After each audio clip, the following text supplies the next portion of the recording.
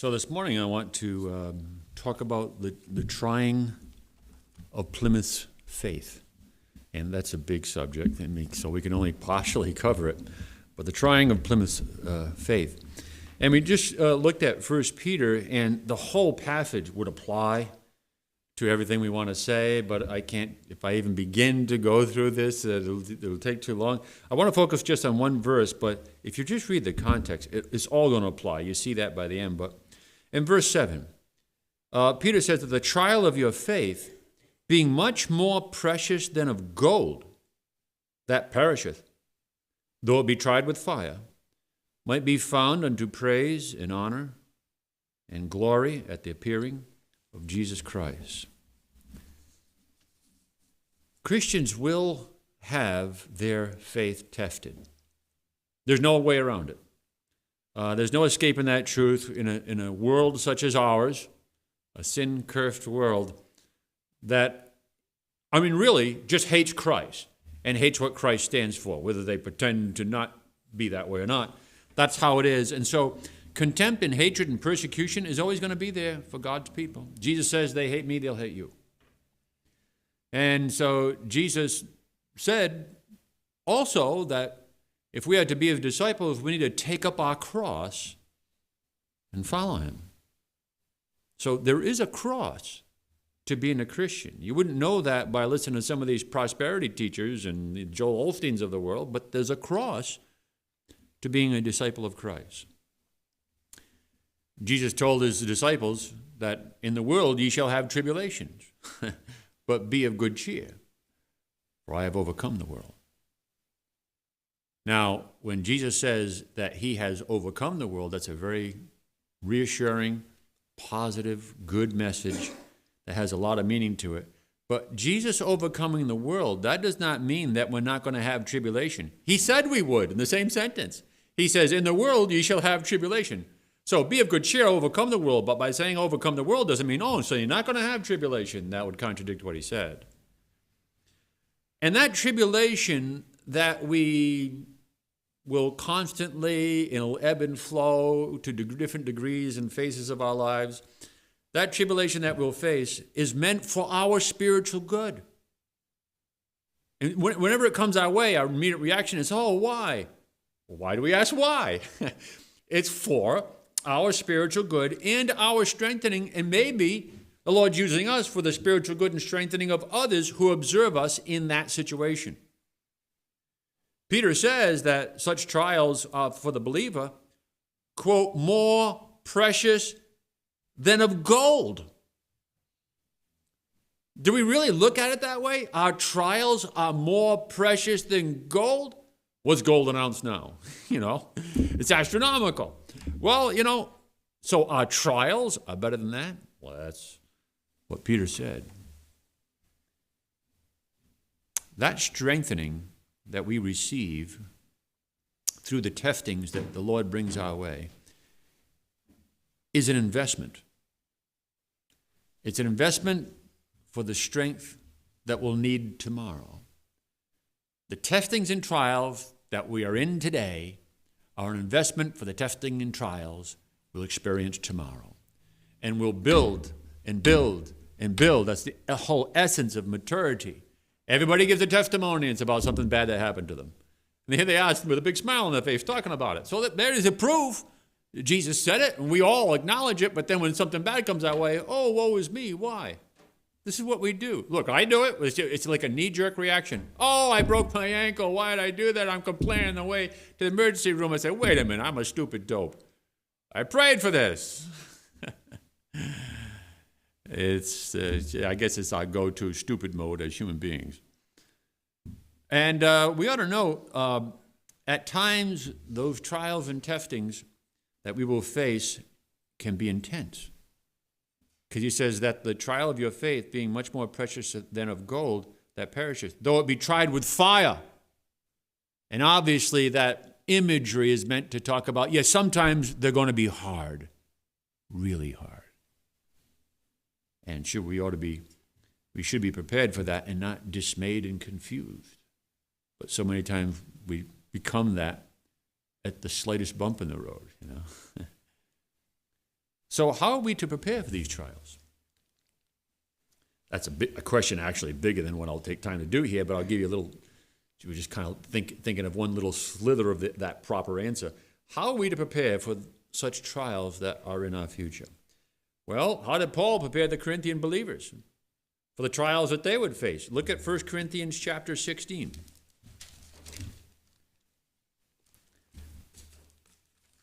1 Corinthians 16. And we only really need to read one verse.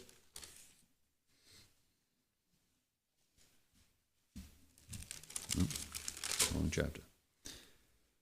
Verse 13, which seems pretty simple and maybe almost carnal, but it isn't. Watch ye, stand fast in the faith. Quit you like men, be strong. Now, the Corinthians had a lot of problems. They had a lot of issues, spiritual issues, and a lot of things they were going through. And Paul exhorts them to be strong. And Paul exhorts them for the trials that will come their way. He says, watch ye, stand fast in the faith, quit you like men, be strong. Now, it seems almost oversimplistic. Well, that's not what, of course, that's what we're supposed to do. We're asking how to do that. Well, he's telling us how. First thing he says is, watch ye. Watch ye. In other words, don't be spiritually sleepwalking.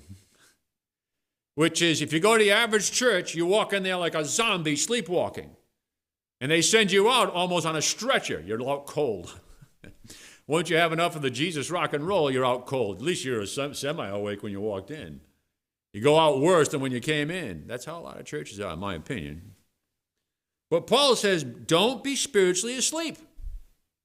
He says, watch ye. Now, what does it mean for a Christian to be spiritually asleep? Well, he's in a worldly frame of mind.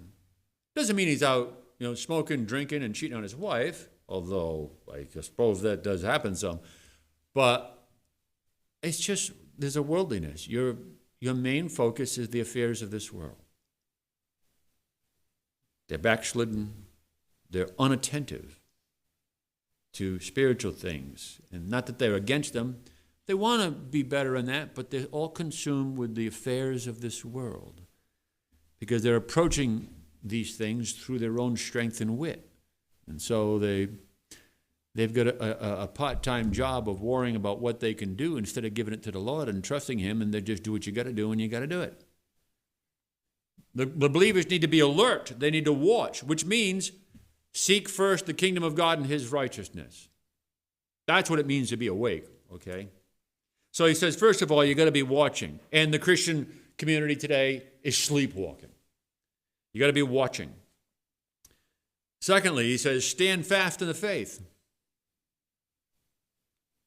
The only way we can stand fast in the presence of tomorrow's trials and tribulations, and today's for that matter, is by faith. And faith is a thing that should grow. It's kind of like truth, line upon line, precept upon precept. You build up a reservoir, a resume with the Lord, and it's stone upon a stone, upon a stone, upon a stone. Maturing is going to hopefully involve that kind of thing. We've got to stand fast by faith. It's not faith in ourselves. You get the wrong impression by quit ye like men. No. It's not faith in yourself. That's not what the Apostle Paul is saying to the Corinthians. It's not faith in your ability to be strong. If I just believe, I can be strong. No, you're looking at it the wrong way. No. I'm not asking for you to build faith in yourself. In that trial that we face, or that we will face, we have to absolutely believe that God has ordained that trial for our good and for his glory, for our strengthening and the betterment of others, and for the strengthening of our testimony. When it happens, it's not, the immediate go-to mode is, oh Lord, help me to get through this terrible thing, just remove it. Okay, it's nothing wrong with praying, Lord, remove this obstacle.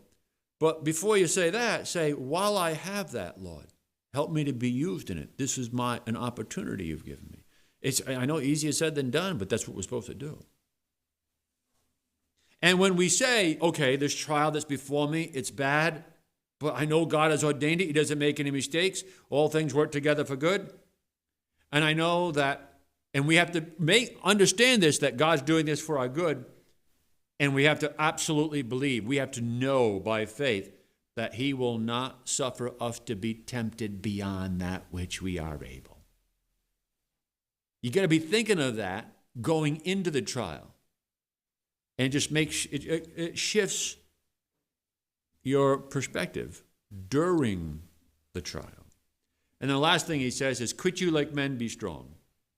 And what he's really saying is, don't cower before those trials.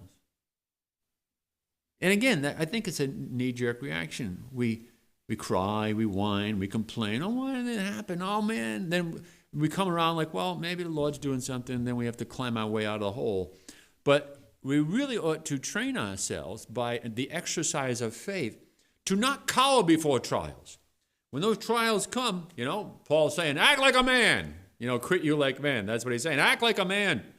Be strong. But be strong by faith. And stare it in the face. There's no other way to do it.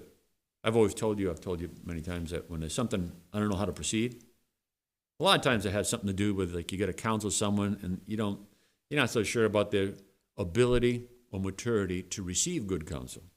And then they'll twist it the wrong way. They'll tell other people. And the other people get the wrong impression of how the conversation went. And bad news travels like wildfire, Johnny Cash said. Well, anybody can note that by living in the world. And so, sometimes just counseling one person can create problems for others because they go on, and you think, can they take? But I got to tell them what they need to hear. So when you get, I'm talking like from a pastoral viewpoint. It applies to all sorts of difficulties. But when you're facing something and you don't know what to do, rather than sit there and worry about it, say, I can't think about this anymore. When it just comes, I'm not going to plan what to say. I'm just going to say what's true. I'm going to try and be as nice and as kind as I'm just going to say what I should say. And not worry about it. And just put it out of your mind. Then you just face it. There's no other way. If you can sit there and worry about it, I don't want to worry about it. Just face it when you come to it. And again, this is quit you like men, be strong. Not strong yourself, trusting in yourself. But as we're told, be strong in the Lord and in the power of his might. That's what the Bible says. Be strong in the Lord and in the power of his might, not your stiff upper lip. So we need to put on, really what all this boils down to, is we need to put on the full armor of God, not just the helmet of salvation. The people that are only about the helmet of salvation, that's the easy believism crowd. Oh, I believed in Jesus. I said the sinner's prayer, so I'm good to go. Stop giving me all this legalism of all these things I'm obligated to do. Well, no, the helmet of salvation is not enough. What if you get stabbed in the heart? So we don't put on just the helmet of salvation. Yeah, that protects the head, the brain center, the nerve center of the whole being. But I'm sorry, with the helmet of salvation, with regeneration, we also have our loins girt about with truth. We're regenerated, we're truth seekers. And we also have to put on the breastplate of righteousness so we don't get stabbed in the heart. And by the way, if all you've got is the helmet of salvation, it's an imaginary helmet. Don't tell me that's regeneration. That's the easy believism crowd. The Lord doesn't really change us. He doesn't make us new creatures. He saves us, but we got to make ourselves new creatures. That's not true. Any good that's in any maturity that any of us has received is by God's grace working in our lives. All the way through, not just a conversion every day. We can take the blame for the faults and the failures, but all the credit goes to his mercy. Okay? So we need that breastplate of righteousness. We need our feet shod with the gospel of peace and obviously the shield of faith. We're talking about faith and the sword of the Spirit, which is the word of God. So, you're not that much into the word because, as long as we love people, and I'm sorry. You might as well take that helmet off. You get a plastic helmet of salvation. It's one that you made. It was a paper mache that they made in Cub Scouts and you put it on. You get clunged over the head with that, you're a goner. I said that because I was in Cub Scouts, and Cub Scouts stunk. I mean, maybe it used to be good one day, but, okay, I figured we're going to be, climbing ropes and sharpening things with knives and going camping. Instead, we just had some den mother, and all we did is we made paper mache. Remember, we made heads out of paper mache, and then we did coloring things. And after about a year and a half of that, it's good you're going to. I said, Mom, I don't want to go to Cub Scouts anymore. Oh, Cub Scouts is good. It's like boy stuff. It's not boy stuff. It's arts and crafts. I don't want to do that. The Lord's going to train us like soldiers. So when the training comes, which means opposition and fight, that's where you're going to grow. Don't despise it. Now, we need to understand there's two types of foes that we'll face. Both of them are our enemies, but their tactics are very different from each other. They're on the same team, but these two different opponents exercise different tactics to take us down. The first tactic is all-consuming and an overwhelming challenge. It's a violent assault. You fight to the death. It's Goliath, and that's the example I thought of. So David saw Goliath defying the armies of Israel, and he asked, who is this uncircumcised Philistine that would defy the armies of God, right? And David all the other men are running away. This guy's too big, Goliath. David's faith was great. And Goliath was literally a giant. He was a hulk of a man, and he was a man of war, hardened in it. And the trial was absolutely, utterly intense and all-consuming. It's all like, right now, here, today. Who? It's a moment of truth kind of challenge. And as intense as it was very brief. And the challenge was, you come to me and you fight. Winner takes all. The other one dies. Well, that's the intensity of that kind of enemy. The battle is dramatic, it's intense, and it's there in your face. But for David, it was brief, just moments. All the other men of Israel, the soldiers, fled, and David, that little young stripling, he rose to the occasion. And what did he do? He ran towards Goliath. It was so short. He only had to conjure up faith for a short period of time. But he did it. And the challenge was ultimate, So here's this little guy, and he's running towards this giant. This guy's equipped with all this gear and this stuff, and there's David running along, probably taking his slingshot out, running. It was great faith. All the other soldiers in Israel were there cowering. David exercised great faith. It's a model of faith. And he killed Goliath like that. That's one kind of enemy, and that's a very intimidating one. But there's another kind of enemy. This enemy is not a giant. The thing about this enemy is he doesn't quit. He never stops. He'll wear you out. A very different kind of challenge. And that's the kind of challenge the pilgrims face. Well, they had some near Goliath experiences mixed in with that long, drawn-out battle they had to engage in. The truth is, theirs was different from David's. The pilgrims faced this other enemy. They didn't have a Goliath so much to face. Their enemy used different tactics than the one David had to fight. This enemy is, like I say, is not going to overwhelm you. It's not an all-consuming now or never kind of thing. Instead, it is he's seeking this and personifying this enemy, this spiritual battle. He seeks to wear you out, to hurt you. He's not swinging for your head, give you a right across the jaw to knock you out. It's all body shots to break you down. He's trying to discourage you.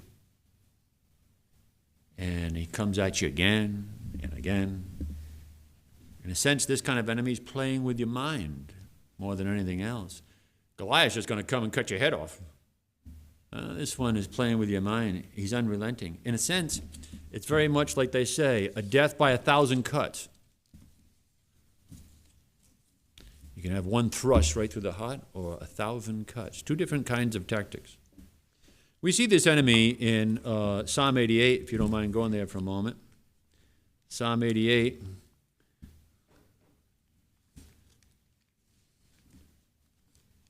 Which we should be familiar with, because I did preach in this chapter. I lose track of time. Relatively recently, I believe it was this year. Maybe I'm wrong, but I think it was this year. But Psalm 88, and just to remind ourselves of this psalm, we have this kind of second kind of enemy that I'm saying the pilgrims face.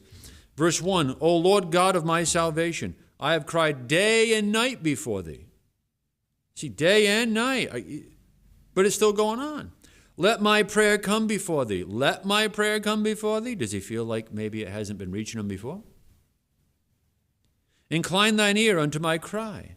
For my soul is full of troubles, and my life draweth nigh unto the grave.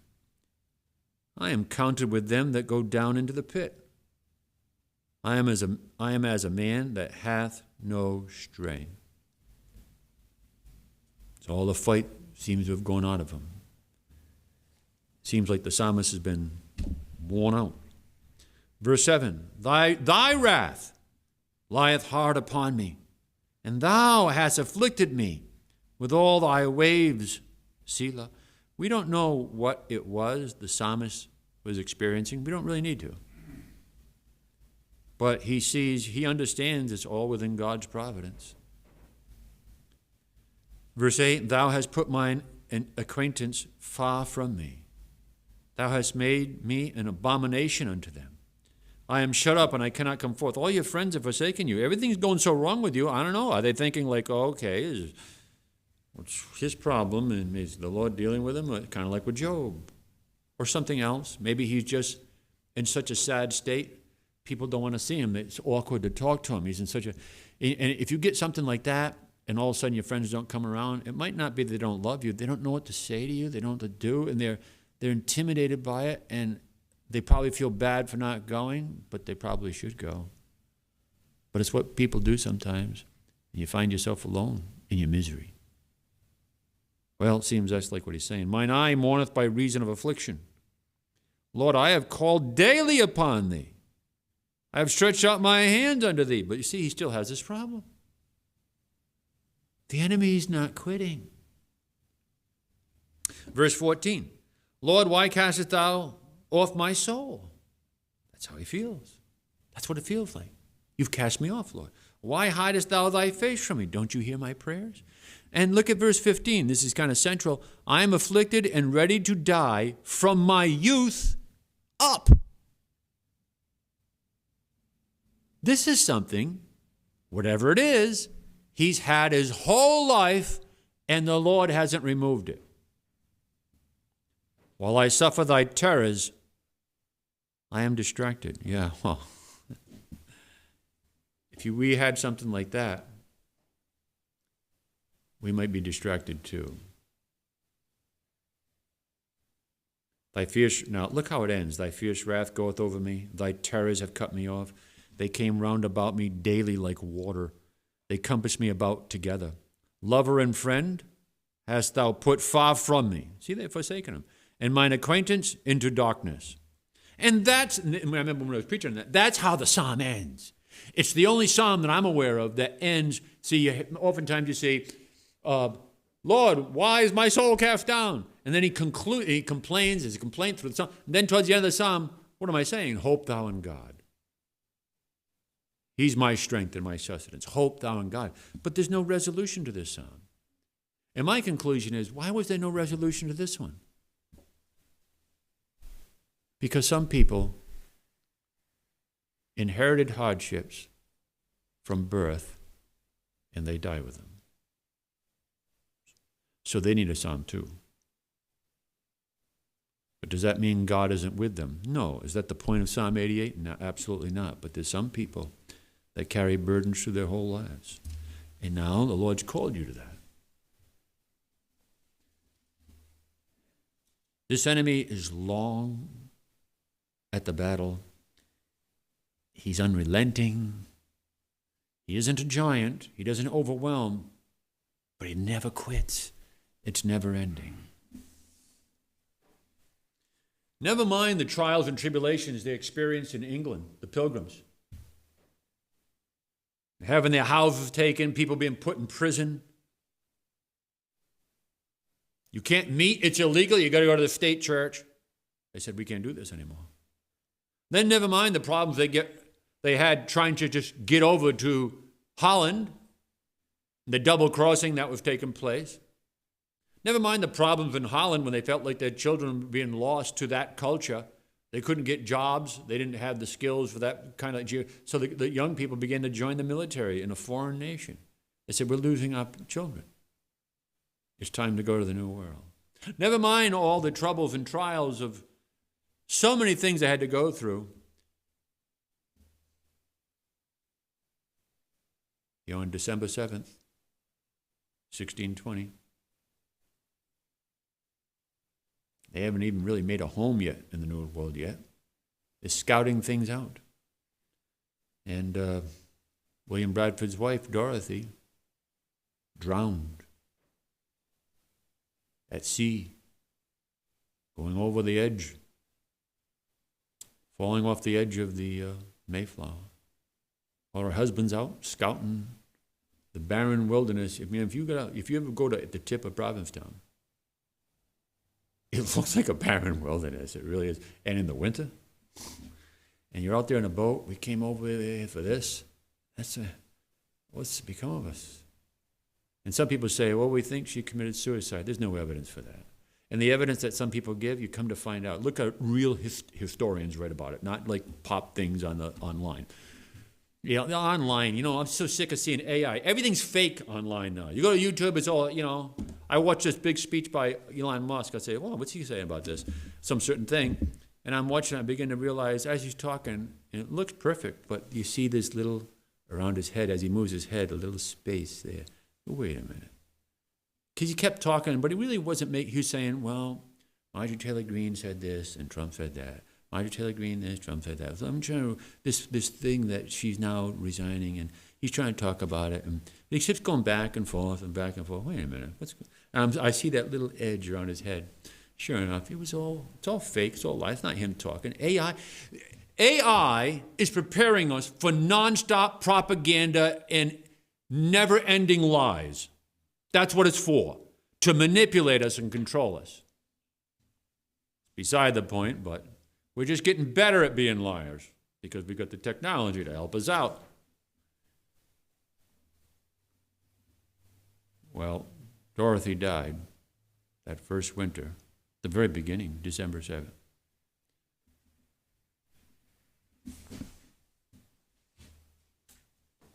I got the book by Nathaniel Philbrick entitled Mayflower, and I want to read some excerpts from it. We see the enemy that they would face. And I'm just jumping in the middle here. At one point, let me start here. But Bradford's life in Leiden was not without its setbacks. At one point, some poor business decisions resulted in the loss of a significant portion of his inheritance. You think of all they went through in England, all they went through to just try and get to Holland. They get to Holland, and he makes an investment from his inheritance, and he loses most of the money. And he's trying to serve the Lord. And we're told in typical Puritan fashion, he interpreted this as, quoting Bradford, a correction bestowed by God for certain decays of internal piety. It's kind of humbling, to put it in print. I mean, I'm sure I didn't know if he could know how many people would end up reading his history, but I'm sure he knew there were people who were going to do it. That's what he put. Did he murmur and complain against God? No, he just presumed, well, I guess maybe I needed that. So, see, the enemy just didn't begin to, this is just where we're picking up the troubles, right? The troubles start back in England. But just here we are picking it up while they're still in Leiden. He loses almost everything. A little bit later, you read this. With Brewster in hiding, because remember he was writing pamphlets and sending them out to England and making the Church of England not look too good, so they wanted to get him and stick him in jail and do all nasty things. And so he's in hiding because they're out to get him.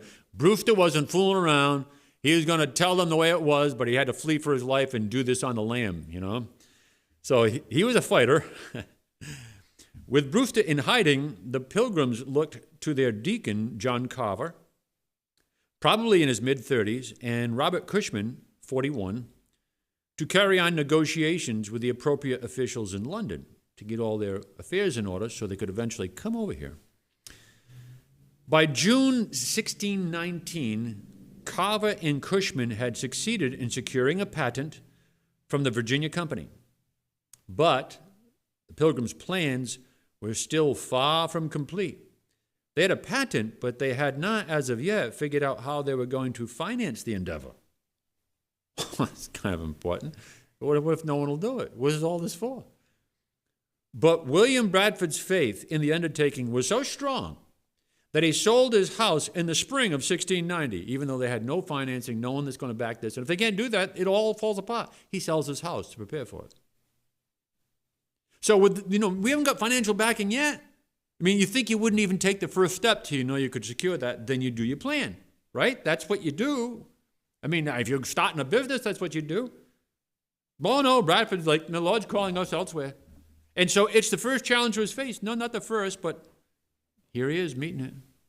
The enemy comes out, makes an attack, but Bradford stands. And then we read, soon after, this is, the enemy comes out again. He flees, and then he comes out of the thicket again when you least suspect him. Soon after, disturbing news from London. Robert Cushman reported that a group very similar to their own had recently met with disaster on a voyage to America. Led by Mr. Blackwell, 180 English separatists from Emden, Holland, had sailed that winter for Virginia, 1619 going into 1620. By the time the ship reached America, 130 of the immigrants, including Blackwell, were dead. They got on the boat with 180. They get off with 50. When they reach there, they've got 50. Quote, they were packed together like herrings, end quote, Cushman wrote. Quote, they had among them the flux and also want of fresh water. So, as it is here, rather wondered at that so many are alive than so many are dead.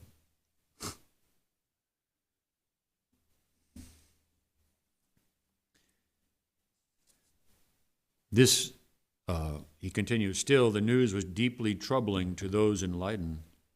Many of them began to have second thoughts about sailing to America. Even Cushman had to admit that he, a grocer and woolcomber, originally from Canterbury, felt overwhelmed by the challenges and responsibilities of organizing the voyage. He said, quote, it doth often trouble me to think that in this business of getting all this stuff ready for this voyage, he says, it doth often trouble me to think that in this business we are all to learn and none to teach. In other words, none of us have experience in doing it. You know, they made me responsible for this, but I don't really know that much what I'm doing. They've seen these other people. They went, and they did. 50 out of 180 are alive. The rest are dead. 130 are dead just by the voyage. Now, no doubt this piece of news had to hit them pretty hard.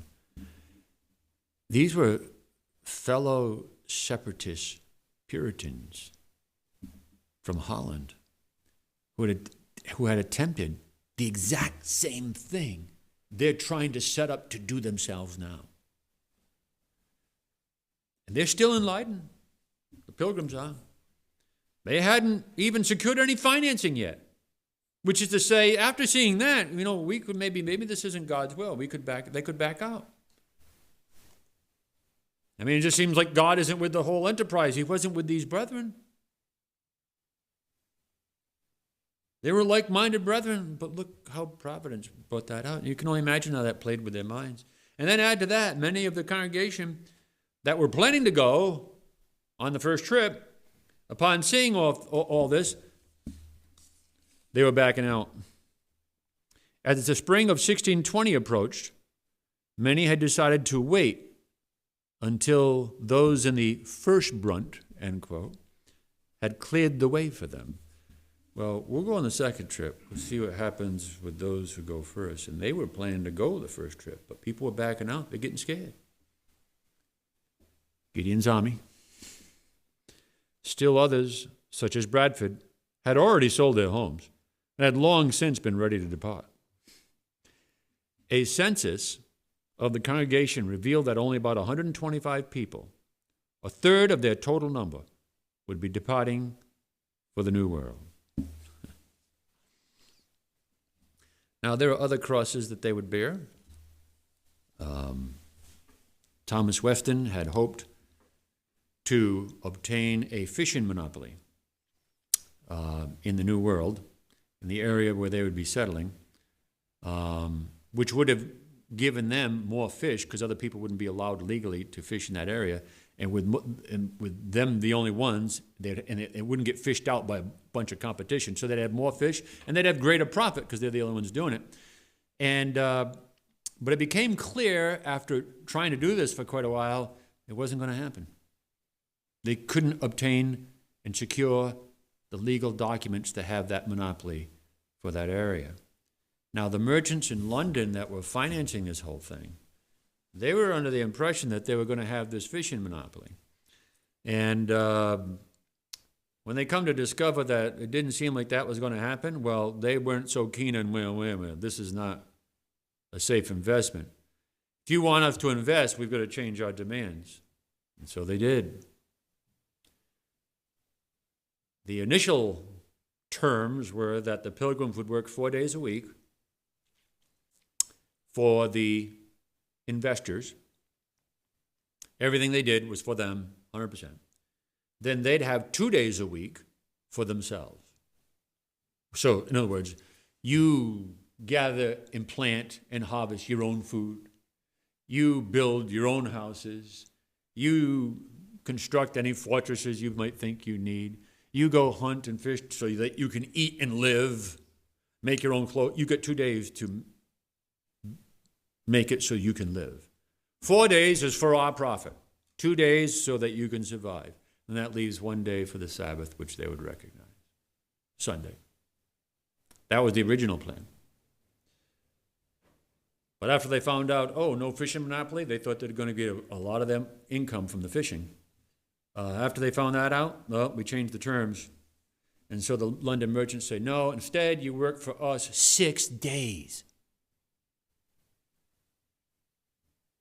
Well, when are we supposed to plant our gardens so that we can eat food? When are we supposed to go hunting so that we can feed our families in the winter? When are we supposed to, the women make our clothes for us and us gather firewood? And when are we supposed to build our houses? You've got 1 day a week, the Sabbath, which they didn't want to do any of that then.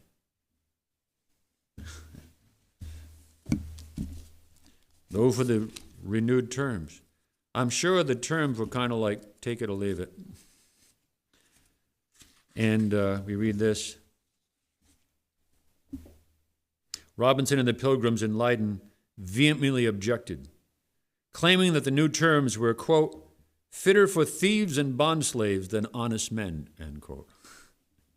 That's what it is, it's slavery. I mean, it's worse than slavery. Can they really do it on 1 day? Making matters all the worse was that Robert Cushman had agreed to Weston's new terms without consulting the rest of them back in Leiden. And that created some division amongst them. Hey, what'd you take these terms for? But I'm sure that he came up with, what's he going to say? He doesn't have any leverage with these people. That's what I'm going to assume. So it's bad. I came across something. I went to look. I came across, the authors of this, it's not a Christian organization. It's not a historical organization. This is purely a business financial site. And they're just teaching businessmen how to establish as entrepreneurs new businesses and how to finance new businesses. And then it's like a school to train people. And then they'll take business models from real live business situations and study them to learn from past history of businesses. So it's kind of like what lawyers do. They'll study past cases that have already gone through the courts, and they see the reasoning, and then they learn a little bit about precedents and how maybe they need to argue, so you learn from past decisions. Well, it's purely secular and business. In fact, the site is entitled Sage Business Cases. It's just business cases. And so one of the students in the class, and I guess they had to write papers examining past histories of finance, for entrepreneurs, and this one person did it on the Pilgrims. And they did how the Pilgrims financed the Mayflower case. And so I go, let me read this, And it's a pretty good summary. So let me read some excerpts from here. I can't read all of it. It's take too much time, but let me read some. Make sure. Can't skip anything? Nope, okay. So I'm starting on page 5. There's stuff worthy ahead of that, but I'll just jump in here. Because the adventurers are the people financing the London merchants. They're the ones taking the risk in financing the Pilgrims. Because the adventurers could not monitor the efforts of the Pilgrims in the New World. Now, they go to a long effort here, talking about business principles. And when you're starting from scratch, you've got to be able to monitor what's going on because you've invested all this money, so you've got to have control. So the author writes, because the adventurers could not monitor the efforts of the Pilgrims in the New World, they were concerned that the Pilgrims would engage in too much religious zealotry and not enough in economic pursuits. What a good reputation they had, But they weren't going to be slackers when it comes to work. But, that was, they're these religious zealots. They'll be so busy praising God, they won't make any money on them. And we can't keep an eye on them. So what do? And I didn't realize this is where it came from. To mitigate the concern, the adventurers had padded the ranks of settlers with fortune-seeking, unattached young men recruited from outside the community of Pilgrims. In other words, we all know that half of the Mayflower were not the Pilgrims.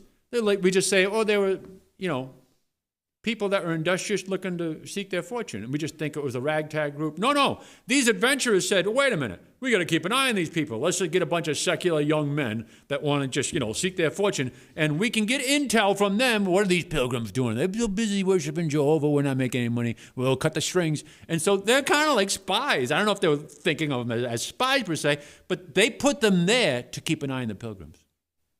I didn't know that. Then we read, to the Pilgrims' consternation, half of the Mayflower's passenger manifest consisted of such spiritually suspect men. See, they didn't want that. They didn't do that. Let's get some more people so it'll be more financially. No, this was imposed on them. The merchant adventurers had the upper hand in the negotiations, and so their wishes generally prevailed. Pilgrims didn't have much leverage. The adventurers also exacted onerous terms about how exactly the venture was to be run. The settlers in the New World were required to organize themselves like a commune. The Pilgrims grudgingly pledged their labor 6 days a week for 7 years. All goods, services, physical structures, including housing, and earnings generated by their labor were also to belong to the venture. Skipping things. Over the Pilgrims' protests, a ruthless and hard-nosed merchant, Christopher Martin, was appointed by the adventurers to lead the settlement, not to become their governor, but to lead the settlement in how they looked at it. One of the pilgrims later wrote of him, quote, "He so insulteth over our poor people with such scorn and contempt, as if they were not good enough to wipe his shoes." So it wasn't easy. And then we read about their disappointment a little later here. The adventurers had expected the settlers to start generating earnings right away, maybe even send beaver skins in clapboard on the Mayflower's return journey. Really? You get over there, there's nothing there. Where are you going to get all these beavers from? When we got no place to live, we got no food. And then you're going to cut down trees and make clapboard and ship them back to sell them back in England? Because, yeah, that's what they were expecting. But the Pilgrims' first year in the New World was a disaster. Because of delay in setting sail and several mishaps at sea, having to go back, keep getting the ship repaired, they arrived much later in the fall than they planned. Stormy weather, combined with the imperfections of the navigational techniques of the time, led them to land 200 miles north of their intended destination, which would have been like where New York City is. That would be Northern Virginia in their minds, where they had anticipated resources to be most plentiful. That is in New York. They had little time to gather food and build shelters before winter. They brought seed with them to plant. Their seed corn was useless in the foreign soil, and they were reduced to stealing corn from the Native Americans, which did little to endear them to their new neighbors. Remember, they found this, what's this? Buried in the ground, this corn. And there's no one around, there's no one living there, there's no tents, there's no one. Like, well, when we're starving, we'll use this, and when we grow our crops, we'll replace it and put it back in the ground in case someone comes back for it. So they felt like they were borrowing it. They didn't have much luck with fishing either, and that's where they thought all the money was going to come from. Right? They thought it had a monopoly, but at least they could do some fishing. Well, their boat builder died, and their salt maker turned out to be incompetent. 6 months after they arrived, only half of the Mayflower passengers still lived, the others having succumbed to malnourishment or pneumonia. See, the enemy, it's not one thing. It's one after another after another. It makes you wonder, would you rather face Goliath or this one?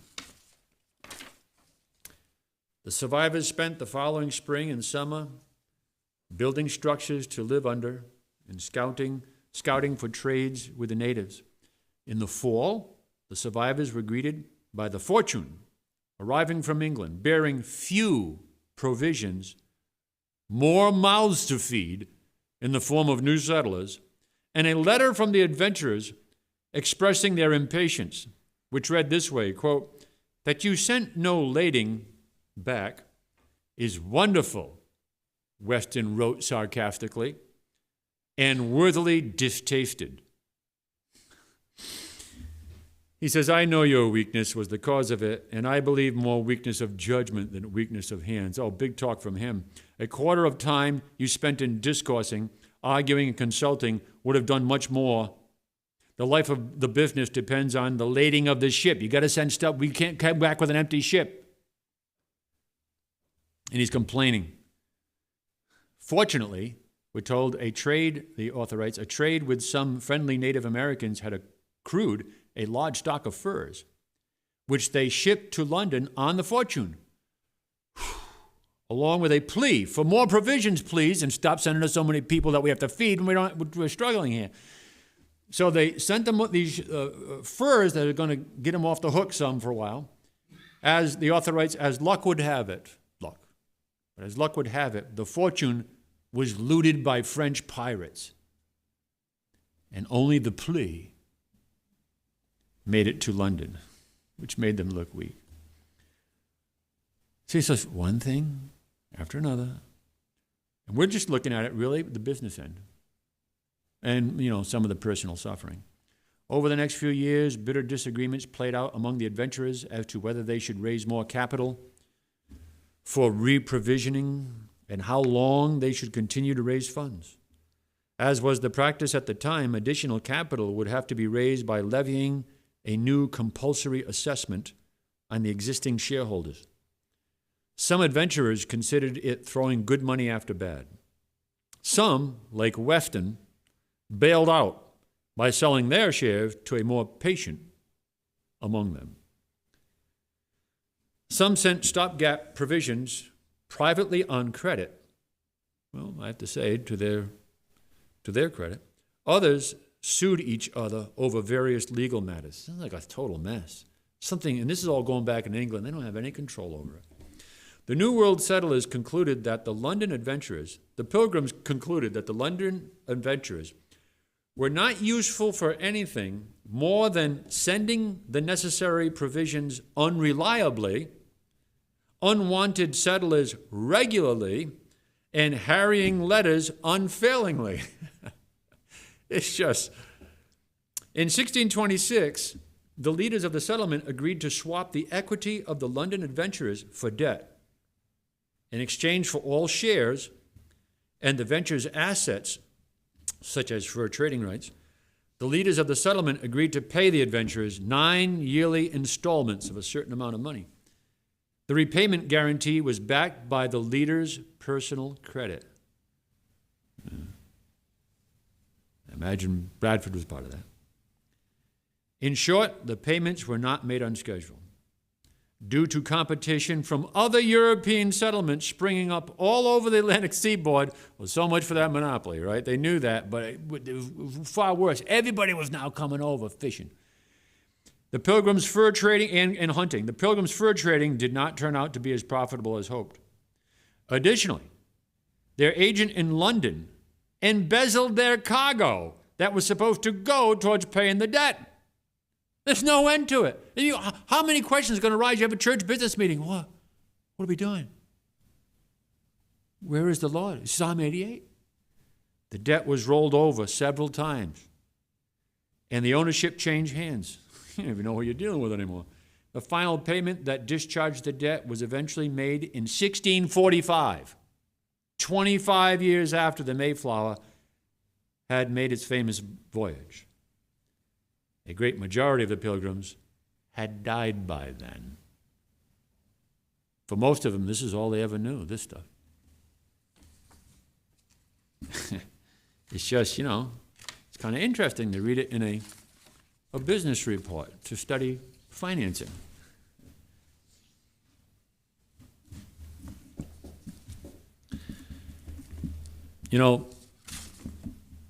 Plymouth's enemy was not that rising, hulking giant that says, today's the day, winner takes all. It's not the kind of enemy they were facing. Although it seems like they had some Goliath Juniors show up once in a while. Like half of them dying, I suppose. Plymouth's enemy, though, seemed to be that long, enduring, never-ending assault on their faith in God's promises.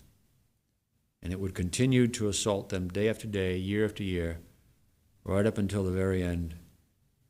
And Bradford acknowledges this. And I've read this so many times, and I'll never apologize for reading it, because it's like the end conclusion from Bradford.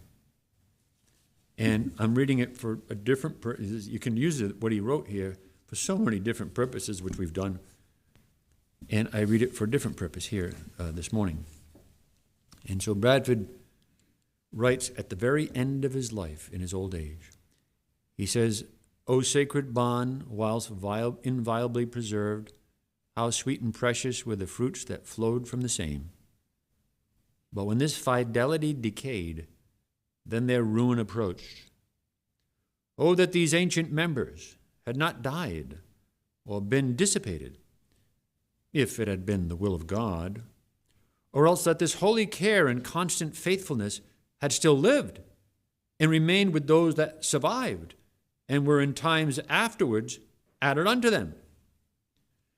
But alas, that subtle serpent hath slyly wound in himself under fair pretenses of necessity and the like, to untwist these sacred bonds and tide, and as it were insensibly, by degrees, to dissolve, or in a great measure to weaken the same. I have been happy in my first times to see, and with much comfort, to enjoy the blessed fruits of this sweet communion. But it is now a part of my misery in old age to find and feel the decay and want thereof, in great measure, and with grief and sorrow of heart, to lament and bewail the same, and for others' warning and admonition, and my own humiliation, I do here note the same. And then the editor here of this edition of it writes, Bradford's note is deeply moving, and there's no debating the depth of his despair. The passing of the first generation of settlers and the indifference of the younger generation to issues of conscience, for which the Leiden community had risked everything, was hard for Bradford to bear. So I've read that plenty of times to make different points. Now, the point I want to make in this kind of like last testament from Bradford is this. What is it we can learn from what Bradford wrote here? What is it we can learn? Now, there's some things I'm not going to talk about. I'm talking about a very narrow thing. There's many things we can learn. We've talked about them at other times. What is it we can learn today from what he just wrote? I think two things. Number one, we learn the nature and true identity of the enemy. And what's the nature and true identity of the enemy? Well, it's mankind himself. It's not the serpent that slowly wound himself around them. It's them. It's the flesh. It's the human condition. The spiritual battle we have is with the flesh. It's Romans 7. There's a battle that wages within. We think we're fighting something without. But why is it even an issue? Because faith is being challenged within. And therein, the fight is all internal. And man is born in depravity. That's where the real battle is. We learn that. But there's a second thing we learn from what he has written here. And that is the truth of the victory in Christ as it is seen in his people. You say, Pastor, you get that? You get that from what you just read? That's right.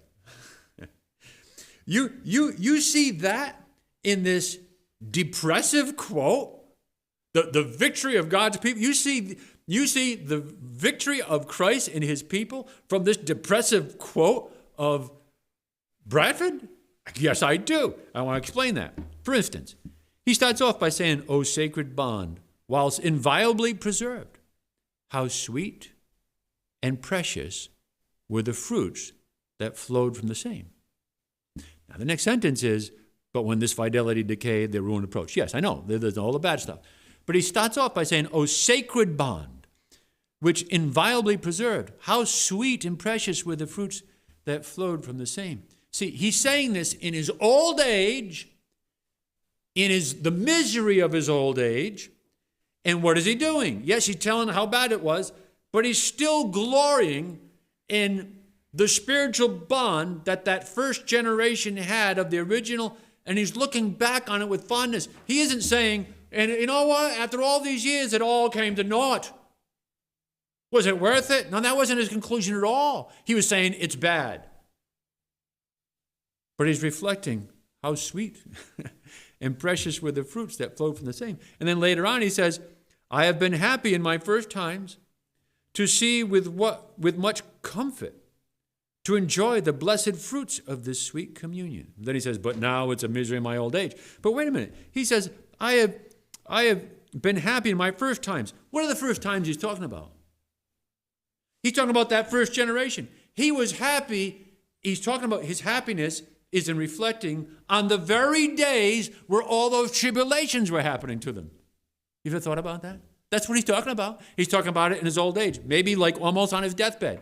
He's saying, I'm in the misery of my old age because the second generation is defected. They don't have the same convictions, and we're now just a small little tiny group, and they didn't carry on. But how sweet it was when we served the Lord. And yeah, we suffered, but I wouldn't trade it for the world. But I mourn But those that didn't receive the same and didn't carry it on, he's still exercising his faith. He didn't sour from it. He may be in the misery of his old age because right now, who does he have to talk to? It's almost like he's glorying in the very age through which they bore all those crosses. That's the time he's glorying in.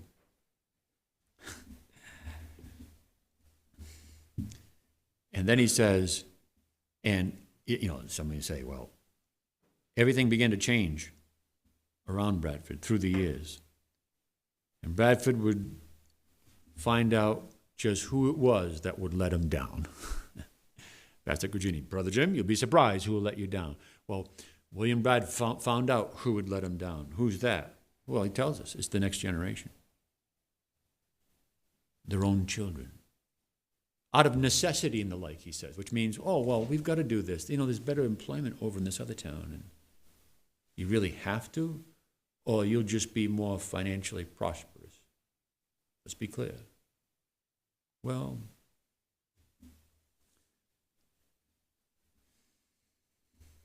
yet even in that misery in his last days, he recognizes the goodness of the faith. And he says it even in the last thing he says. He says, and for others' warning and admonition and my own humiliation do I here note the same.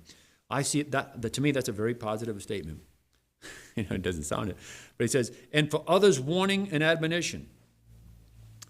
I'm saying this for others' warning and admonition.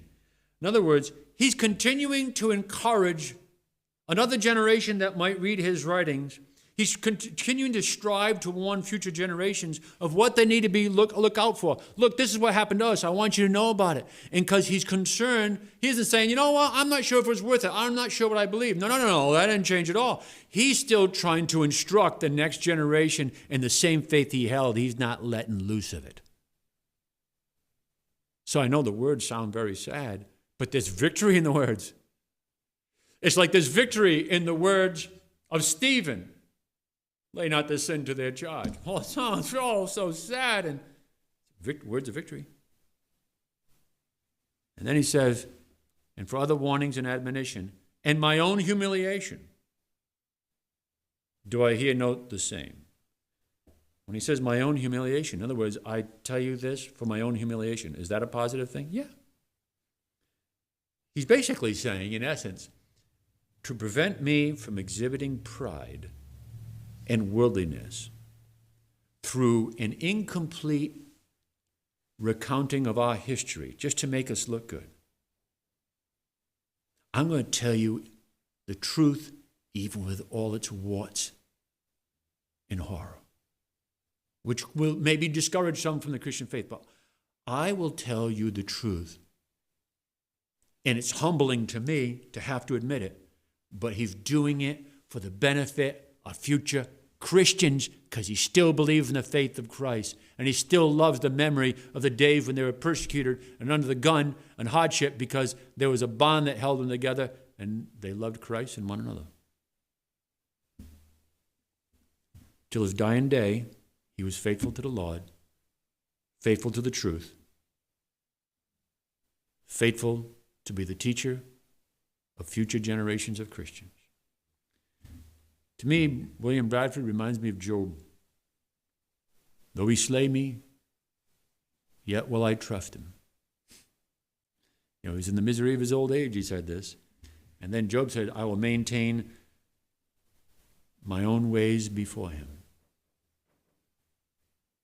And Governor Bradford, that's what he was doing. He goes, well, the other generations moved on, they're doing their thing, and the ancients have died. And most of them died a lot earlier than him. He lived to an old age for those days.